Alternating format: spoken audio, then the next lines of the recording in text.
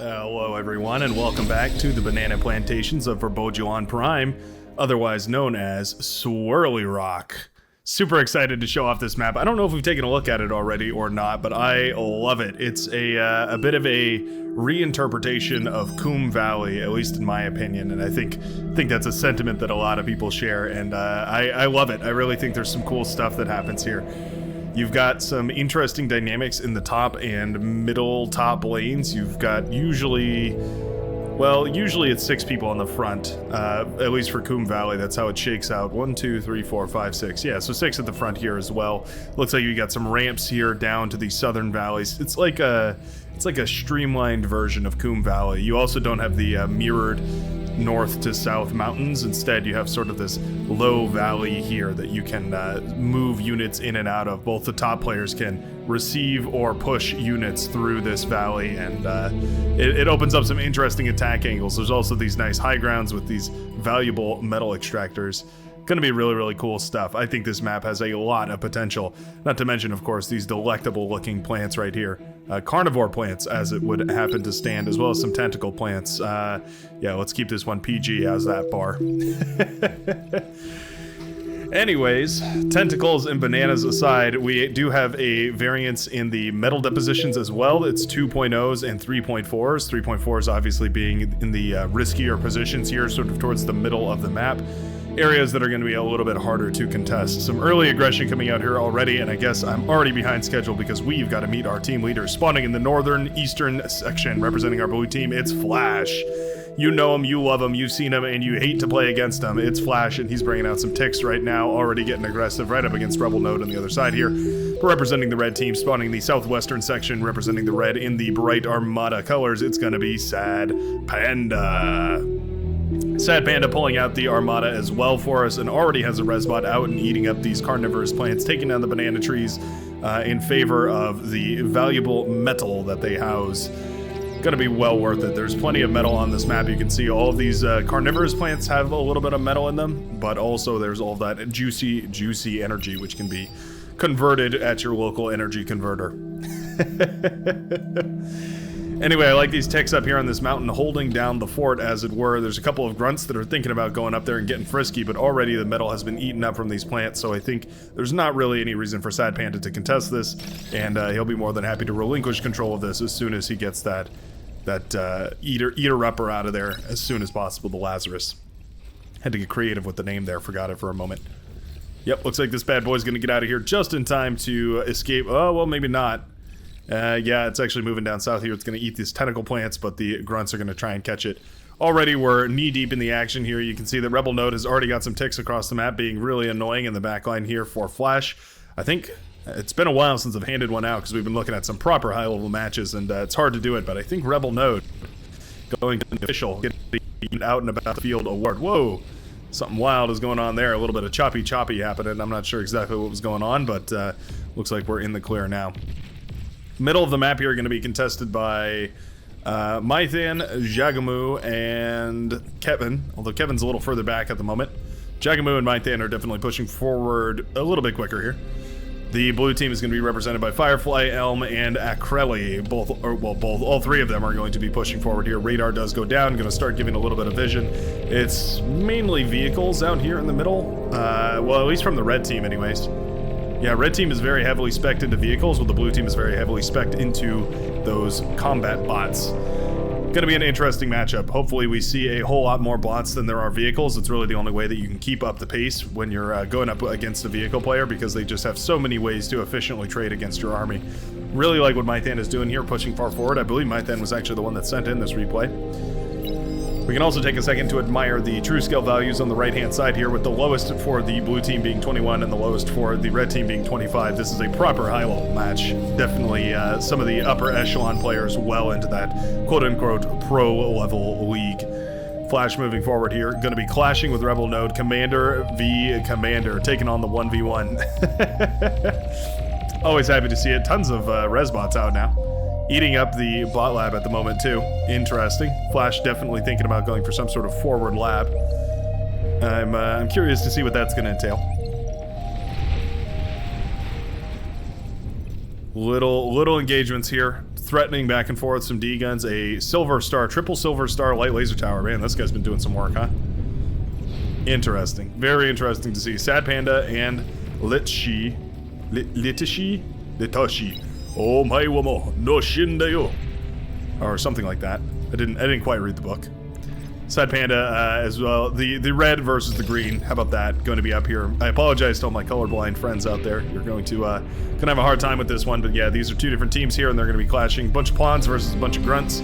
It entirely depends on the engagement. Who takes what engagement is going to determine the winner here, because all things considered, these armies are essentially the same. 10 grunts versus 8 pawns. You're basically going to trade out effectively evenly.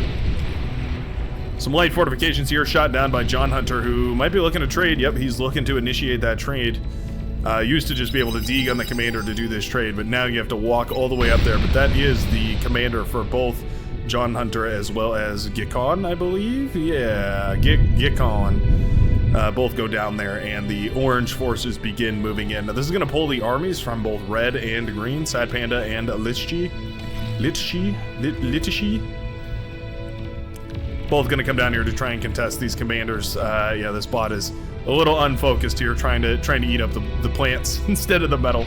But very nicely done to get this res bot out and start eating all that up. If he can eat up all that metal, if he, being John Hunter, can eat up all of that metal, it's going to be a tremendous advantage. I'd love to see some maybe some advanced solar starting up. Oh, he's actually distributing the metal all around the team. Very nicely done. Handing over a bunch of it to Sad Panda. It's going to express a tremendous advantage over this northern section as more and more units can now hit the front lines from Sad Panda, and it's going to swing this southern battle in his favor.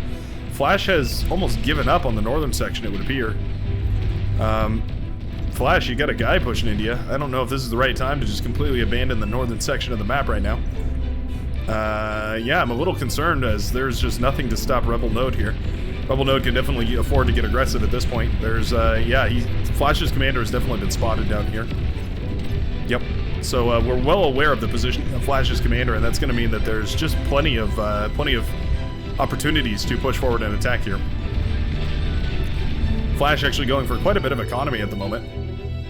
3 advanced solar panels coming up at the moment, and there's plenty of metal in the bank, so we can afford it. It's just a matter of getting the units out on the field. Rocketeers here, very dangerous. Definitely don't want to stand idle against them. You need to kite very properly, and you make sure that you run away when you need to.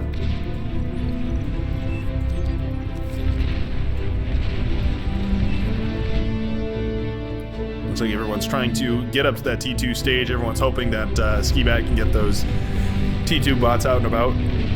Skibat was the one who produced the song, right? Anyway, I should stop singing and focus on the game, huh? Sad Panda managed to run all the way through here, as well as some armored support from John Hunter, who has moved some tanks through as well and ravaged the base of Litashi, who now has all of his units bundled up in his backline, trying to desperately clean up these enemies running through the base. But now there's even a constructor that's going to fall prey to a bunch of run-by pawns, as well as a bunch of solar panels that are going to go down here. Really unfortunate to lose these solar panels. There's such a heavy metal investment. At the very least, the last thing you want is for them to be producing nothing, because now you've got tons and tons of metal and it's not even tied up in anything. Ooh, it hurts to see. This is a dangerous push down here. Yeah, these units are definitely getting a tremendous amount of value. Just a couple of pawns and a couple of tanks, but they are ravaging the backlines here. Gikon is also in a little bit of trouble, and all of this spirals back to that metal, that trade right here, that commander trade that was, I think Gikon was hoping that maybe he could get a better trade out of that, but in the end, all that metal going into the hands of someone as skilled as Sad Panda is going to, it's going to hurt pretty bad. Going to be tough to, at the very least, keep your lead when you've made that much metal trade away. Meanwhile, a strange gambit, but definitely a calculated one, as Flash has been forced backwards here. But the reinforcing units coming out of Skibat do manage to drive back the T1 units. That was a very risky play. Flash indeed lost almost all of this here. I mean, just a single advanced energy converter, or advanced solar panel rather, stands. The T2 constructor stands. I think we lost all the res bots. The red bots too, but the res bots. Massive engagements all over the place. A ton of blitzes crash on the front gates of Firefly. His forward lab does go down here, as well as the constructor. And suddenly, there's not a whole lot of production here. This lab that was in the backline here is blocked by a couple of these constructors. Love to see them moved off the line here. These blitzes are actually headed in the worst possible location. They're going to go up against these fiends, and fiends train really nicely against blitzes. It's one of the better ways to deal with early fiends, or early blitz rushes rather, is to get a couple of early fiends out, and they can do a tremendous amount of work. Janus is also firing into a crowd of blitzes. Are going to trade pretty well as well. A couple of blitzes go down for every Janus that fires. Bombers in the back line, as well as light gunships, eventually do clean up that huge run by over here, but now Sad Panda has complete control over this mountainous region in the southern side of the map and is still pushing forward with a devastating T1 army of rocket bots. How many rocket bots is that total? Let's call it 26 rocket bots. Now holding the front line. They do take down that geothermal as well. That's nice, very, very nice. Bombers trying to fly by here. It's going to be really crucial that some anti-air comes up ASAP. Need to make sure that there's some way to shut down these bombers. Looks like a ferret is going to pop up here. No pun intended. It is a pop-up anti-air missile battery. It's going to pop up a little too slow, though. Now, those bombers are grouped up, so any anti-air that fires at them is going to fire an AoE, a slight AoE attack. And yeah, it might actually be able to do some work here. The ferret doing a decent job as well. The bombers, however, are on vacation and decide not to bomb anything. They would rather just fly around, have a good time. Good bombing, though? I don't know about that. It was certainly an attempt. Don't think the effect quite matched the promised results here. Anyways, the Rocketeers are now encroaching on the place of the green player, who is actually completely tapped out of the game. Skibat will take over, now playing the northern and the southern sections of the map at the same time. Going to try and degen down some of these Rocketeers.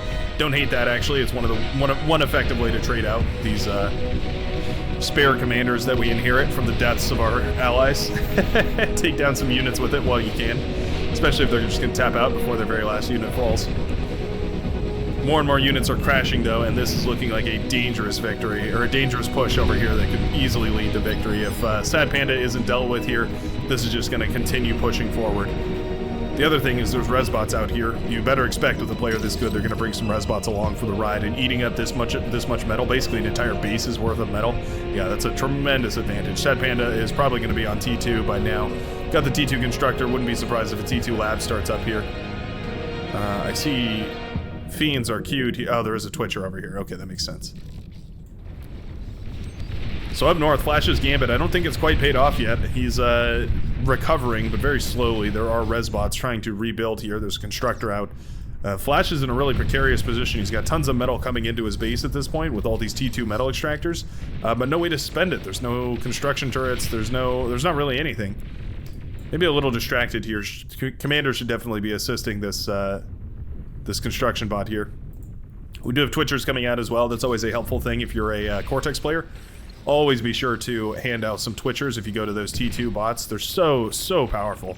The ability to create those pop-up plasma turrets, the Persecutors, as well as the ability to produce fiends is just unrivaled potential. Same thing for Armada T2 vehicles, but it's a little less important. You can get away with a lot more with a Twitcher versus the console, which is kind of just all right. The hounds that it produces are very powerful, as well as the gunslingers. Not to be discounted for that, but you know, the fiend is just tremendously efficient.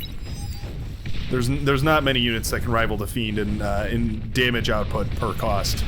It's very, very, very powerful. Gunslinger here, getting some good effects, shutting down a lot of these tanks. Gunslingers, I've said it before, but they're actually a really decent counter to these tanks. You can see the impulse on its attacks slowing the tank down, making it land its next shots ever so aggressively. Ever so carefully it can place those shots and do quite a lot of damage. It does a decent amount of damage too. It takes about 5 shots in order to take down the T1 medium tank, which is not bad. Most medium tanks struggle to take down other medium tanks, I mean. Kevin, well aware of the danger of those fiends, starts degunning. Starts letting loose the cannons of war here. Some Sheldon were shared to Flash. I'd love to see these move forward to apply pressure, basically forcing this army here from Rebel Node to remove back up north to try and contest it. Though Sheldon can supply, of course, that long-range firepower that we all know and love. Fiend's here to shut down this T1 push, though, and I think that will be more than enough, especially with some well-timed self-destructs. You can really do a tremendous amount of damage. Oftentimes that's forgotten about, is that the Fiend can self-destruct, but it does a nice little explosive radius. You can see it there up against the mountain. It really does do a huge amount of damage when you self-destruct them in just the right spots.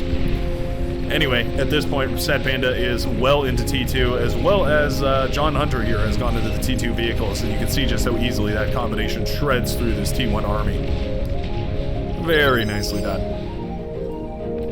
This is all just snowball from that initial commander trade, right? It just goes to show just how potent a single trade can turn the tides of battle here. Really can have a tremendous effect later on in the game. Remember, all economic growth in this game is exponential. It's constantly being reinvested and constantly growing the economy exponentially. At least the best of players, it will be. And it certainly is the case here, where just a 1,000 metal in the early game managed to spiral its way into a devastating lead here for Sad Panda, as well as John Hunter down south here. And now the units are running on through. We've got a couple of Jaguars, the lightning tanks, the assault tank. Is that what it's called? I guess it's just called a lightning tank. As well as some Fiends and some Blitzes. All very fast, all very damaging. All very dangerous. Relatively weak, though, so Januses are probably the right decision here. But even so, the Januses are not going to get the opportunity to fire more than once, maybe twice, before these units just disassemble them. Alright, well, the orange units here aren't really targeting what I would hope they would. I was kind of hoping they would go into the back line here and we'd see all these windmills taken down, as well as the energy converters. So basically shut off production from Town Hall. Instead, they're more interested in running up north here and trying to catch some economy, some advanced metal extractors, as well as the T2 constructor itself. Both well worthwhile to try and kill here. Shuts down the economic growth at its source. Very, very good. Meanwhile, Akreli has fallen to the forces of Mythan as he sweeps through the middle here with a bunch of medium tanks. Not bothering teching up. There's not really a point at this stage where more and more units will essentially do the same effect. Flash is trying to apply pressure here, but not really holding it together. Lightning tank getting a really nice trade against the Sheldon here. Definitely a good option. You can kite back and forth and waste a whole lot of their shots. Meanwhile, a bunch of Fiend versus Fiend action. It's always a shame when you lose Fiends to Fiends, because it's like you expect Fiends to trade really efficiently, and this is just not an efficient trade. It's a decent trade. It's a net zero trade. Fiends do leave behind a tremendous amount of metal, by the way, when they die. They cost 200, so they leave behind 120 debris. Very, very worthwhile to go reclaim those debris fields, but at this point, the middle of the map has been swept away here. And I think this is the slow death of a blue team. We can speed this up here as we witness the epic victory here. Final commander does go down to a nuclear bomber right there, and that is going to be all she wrote for the red team. Quickly snatching up victory in this 8 versus 8 game. Love watching these pros play. They get down to business so quick. Usually we're in and out of here around 40 minutes, but this time getting well clear of the finish line by 18 minutes. So action-packed. Love to see it. Hope you enjoyed it too, and I will see you in the next video.